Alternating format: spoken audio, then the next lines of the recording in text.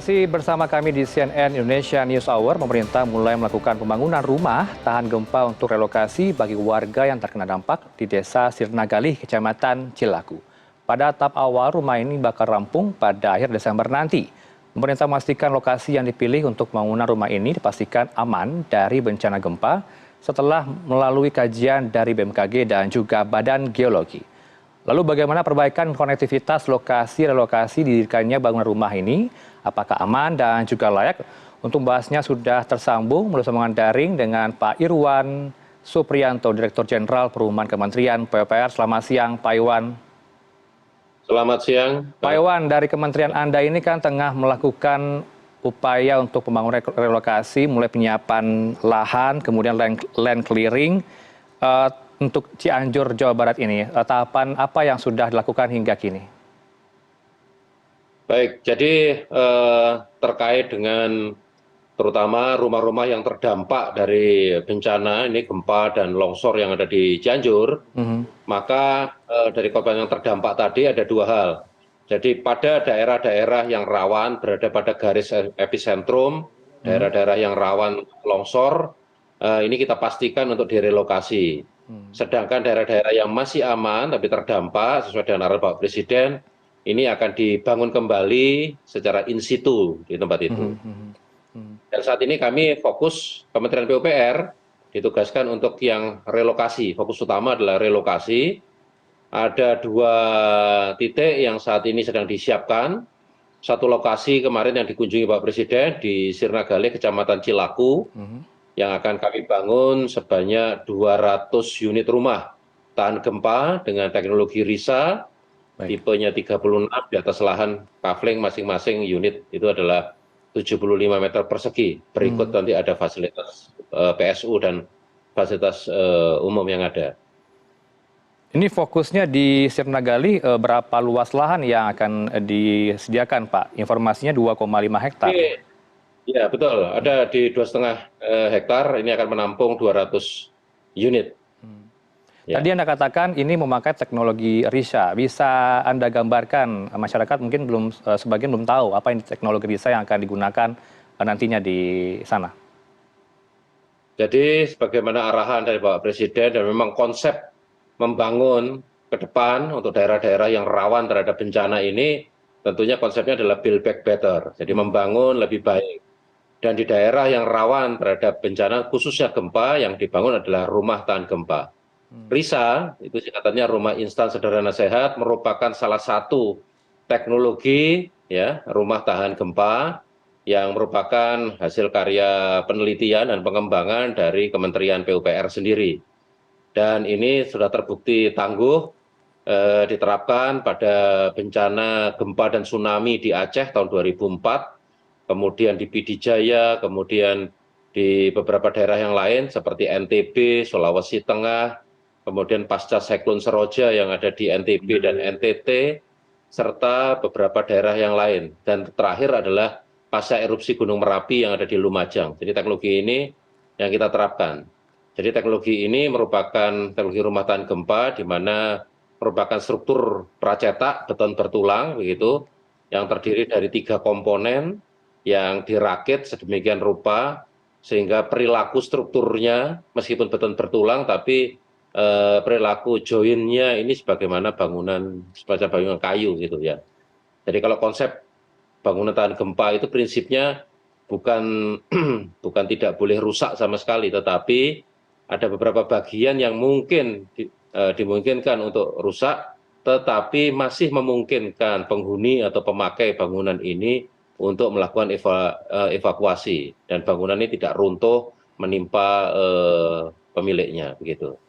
Artinya di Desa Sirnagalih ini sudah dipetakan, sudah dilakukan pengecekan ya Pak ya, tidak dilalui sesar-sesar aktif lokal yang berada di Cianjur, begitu ya Pak ya, aman dari gempa? Ya, jadi sebelum lokasi ini ditetapkan, kami telah meminta dari BMKG untuk memastikan bahwa lokasi ini aman dari sesar aktif, begitu. Yang kedua dari Badan Geologi memastikan secara topografi, batuan dan sebagainya ini juga zona yang aman.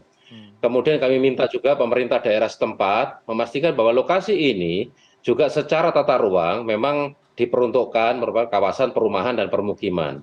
Dan dari kami, sisi PUPR, terkait dari sisi kemampuan untuk membangunnya di lokasi ini secara cepat. Dan ini telah dilakukan, dan kemudian kami telah melakukan pembahasan bersama, dan kita berita acarakan. Dan ini menjadi dasar dari Pak Bupati, selaku Kepala Daerah, untuk menetapkan lokasi ini. Jadi lokasi ini sudah ada SK penetapan lokasinya, jadi penlok dari Pak Bupati, untuk menampung 200 unit ini. Saat ini PR-nya Pak Bupati akan menentukan 200 KK yang akan menerima bantuan rumah yang ada di lokasi ini. Demikian. Baik, Pak, ini kan kami dapatkan informasi dari lapangan, tim kami di sana, di Cianjur, menyatakan untuk konektivitas cukup sulit ya, banyak daerah-daerah terisolir. Apakah ini bisa dipastikan perbaikan konektivitas sudah berjalan baik, aman dan juga layak di desa Sinar Galih ini? Begini, perlu saya sampaikan bahwa Kementerian PUPR sejak terjadinya gempa di hari pertama sudah menurunkan tim dengan beberapa alat berat dengan tugas utama adalah membuka daerah-daerah yang terisolir. Dan sampai kalau nggak salah hari keempat, hari kelima, semua titik ini sudah terbuka. Jadi tidak ada yang terisolir. Karena ini merupakan jalur vital untuk pemberian bantuan, ya, dan kemudian evakuasi terhadap korban dan sebagainya. Dan terkait dengan Sirna Galih, saya pikir tidak ada masalah sama sekali ini untuk akses, ya, karena lokasinya ini berada di pinggir jalan utama gitu ya. Jadi baik ini untuk akses pembangunan, akses nanti penduduk dan sebagainya yang akan menempati, saya pikir ini lokasi yang sangat mudah aksesnya. Jadi ini di pinggir jalan, jadi nggak ada masalah berarti untuk aksesibilitas. Baik, aksesibilitas pasti cukup baik begitu ya Pak Iwan. Pak Iwan, kalau melihat jumlah pengungsi kan cukup banyak, mereka terdampak, rumahnya rusak berat, ini kan banyak. Apakah cukup memadai atau cukup menampung untuk relokasi nanti kalau Anda katakan ada 200 unit rumah yang siap nanti di akhir Desember, apakah ada tahapan berikutnya untuk dibangun di lokasi lain? Ya, jadi saat ini pendataan sebenarnya sudah dilakukan, ya. Jadi kemudian dan proses verifikasi terhadap pendataan kerusakan saat ini juga sedang berlangsung. Berdasarkan data yang terverifikasi kemarin, yang rusak berat ternyata bukan 27.000, tetapi yang masuk dan valid adalah 8.000 sekian gitu ya. Dan dari 8.000 sekian tadi, estimasi kami ini masih estimasi, ya, sambil menunggu hasil final beberapa titik lokasi perumahan atau permukiman yang benar-benar berada pada zona merah, zona yang nantinya tidak diizinkan untuk dibangun. Estimasi kami sekitar 2.000 sampai 2.500 rumah yang harus relokasi. Nah, sisanya 6.000 sekian ini tampaknya masih memungkinkan untuk dibangun kembali di lokasi-lokasi semula. Baik. Tetapi kami tetap merekomendasikan untuk dibangun dengan bangunan tahan gempa. Baik. Nah, terkait dengan relokasi ini, di Sirna Galih ini kami sampaikan sebagai lokasi tahap 1 karena hanya menampung 200 unit. Ya, lokasi kedua sedang kami siapkan bersama pemerintah daerah, yaitu di Desa Mulyasari, Kecamatan Mande. Ya, jadi ini ada 30 hektar.